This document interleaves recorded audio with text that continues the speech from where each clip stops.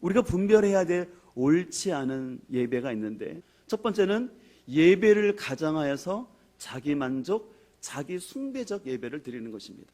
두 번째는 뭐냐면 자기 방식으로 하나님을 예배드리는 건데, 아론의 아들이었던 나답과 아비후가 하나님이 명령하시지 않은 불을 가지고 자기들의 방식대로 예배 드리려다가 바로 그 예배 가운데 그들이 심판받았던 것을 알 수가 있습니다. 또 세 번째인데요, 이것이 어떻게 보면 가장 위험한데, 올바른 방식으로 예배를 드리지만 잘못된 동기로 예배를 드리는 것이었습니다. 그렇다면 오늘은 하나님께 어떻게 예배를 드려야 될 건가에 대해서 함께 살펴보기를 원하는데요, 오늘 요한복음 4장 23절 이하에서 예수님은 이렇게 예배할 것을 말씀하고 있습니다. 아버지께 참되게 예배하는 자들은 영과 진리로 예배할 때가 오나니 곧 이때라. 아버지께서는 자기에게 이렇게 예배하는 자들을 찾으시니라고 말씀하시면서, 하나님은 영이시니 예배하는 자가 영과 진리로 예배할지라. 근데 여러분, 우리는 흔히 영이라는 말을 딱 들었을 때 대부분 어떻게 쉽게 해석을 하냐면 성령이라고 해석을 하는데, 실은 바로 그 성령이기보다는 이것은 예배를 드리는 사람이 영을 말하는 거예요. 그래서 여러분들, 영이라는 것은 뭐냐면요, 영이신 하나님과 교제할 수 있는 인간의 가장 깊은 곳에 있는 것으로서 영이 있기 때문에 영이신 하나님과 우리가 교제할 수가 있는 거예요.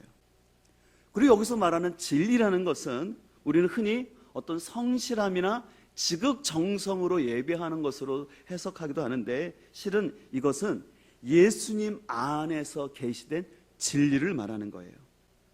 더 구체적으로 말한다면 우리를 예수님께로 인도하는 말씀 가운데 예배하라는 것입니다. 예수님은 21절에서 이런 말씀을 하셨어요. 이 산에서도 말고 예루살렘에서도 말라고 하셨죠. 그러니까 이 말은 뭐냐면, 우리 주님께서는 지금 사마리아 사람들의 예배도 원치 않으셨고, 지금 유대인들이 열심히 드리고 있는 그 유대인들의 예루살렘 예배도 원치 않으셨다라는 거예요. 왜 그렇게 부정적인 평가를 하셨을까요?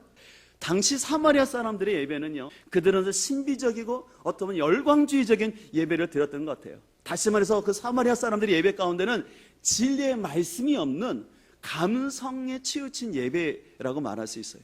이에 반해서 예루살렘의 예배는 굉장히 형식과 전통을 강조하는 어떤 엘리트주의적인 예배인 것 같아요. 그런 문제는 그들 안에 진실한 마음, 성령의 인도가 없는 경직된 예배였다라고 말할 수 있습니다.